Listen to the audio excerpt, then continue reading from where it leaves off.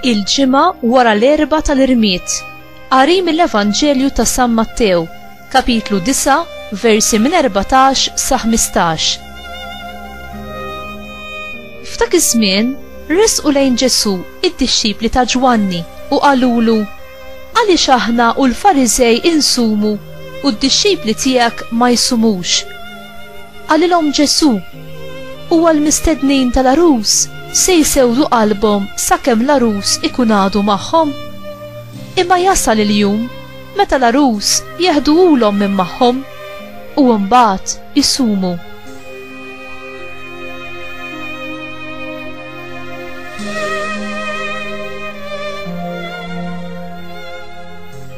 Il-kelma tal-mulej, tifħir lilek Kristu.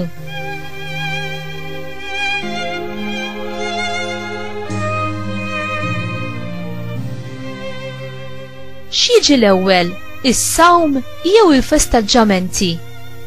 Ġesu ta' spjegazzjoni sempliċi lid-dixxipli ta' Ġwanni l-Battista. Hemm żmien lis-sum u żmien li tiffesteġġa u tiċċelebra. Li tkun dixxiplu u timxi ma' Ġesu ifisser li tesperjenza il-ferħ ġdid tar-rabta tiegħek ma' Kristu imqabbel mal-festa tat-tieġ fejn wieħed jieħu sehem u jaqsam fil-barka u l-ferħ tal-koppja li għadhom kemm ingħaqdu f'imħabbithom.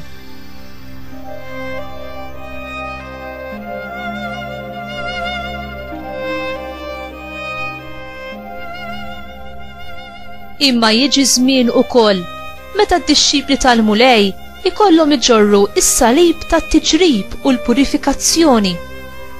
Għad-dixxiplu hemm iż-żmien fejn jifraħ fil-preżenza tal-mulej u jiċċelebra t-tieba tiegħu, kif ukoll iż-żmien meta jfittex lil mulej b'umiltà, bis-sawm, bis-soba għal dnubitu. Inti tifraħ bil-preżenza tal-mulej li hu dejjem miegħek u tesprimi soba u ndiema għal dnubietek. Tersaq lejn il-qrar biex tirċievi l-maħfra minant il-mulej permezz tas-saċerdot.